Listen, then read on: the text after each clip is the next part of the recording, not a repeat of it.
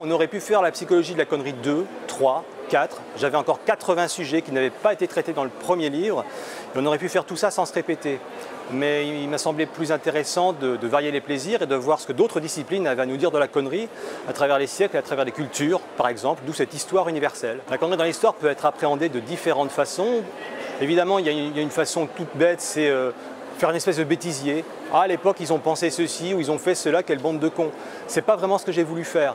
C'est plutôt des réflexions sur les représentations de la connerie. C'était quoi la connerie pour un philosophe grec? C'était quoi la connerie pour un astrologue du Moyen-Âge? C'était quoi la connerie pour un journaliste du 19e siècle, par exemple? Et puis, à travers eux, on s'aperçoit qu'il y a des grandes tendances de la connerie qu'on trouve en fil rouge au fil des époques, et puis aussi des choses beaucoup plus relatives. Donc ça nous incite à la prudence, qui est toujours une bonne chose quand on parle de conneries.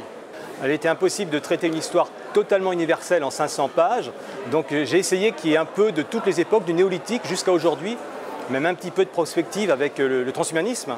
Et puis j'ai essayé qu'il y ait un peu différents continents qui soient représentés. On va en Chine, on va en Égypte, on va en Inde, on va en Thaïlande, on va un peu partout.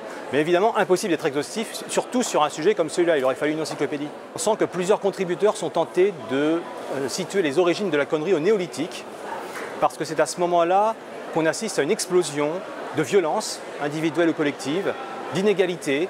C'est là qu'on se met à travailler peut-être plus que c'était nécessaire. C'est là où on se met à stocker des denrées, des ressources. C'est là où on se met à confisquer. C'est là où des hiérarchies sociales se mettent en marche de façon inédite. Donc les ingrédients de la connerie étaient sans doute présents avant.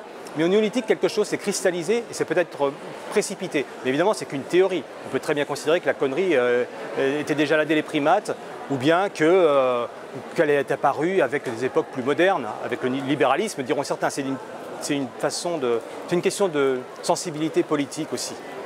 D'un certain côté, on se dit qu'on n'a jamais été aussi con. On a toujours dit ça à toutes les époques. Déjà, dès l'Antiquité, les philosophes étaient désespérés par ce qu'ils voyaient sous leurs yeux. Donc on peut dire qu'on n'a jamais été aussi con.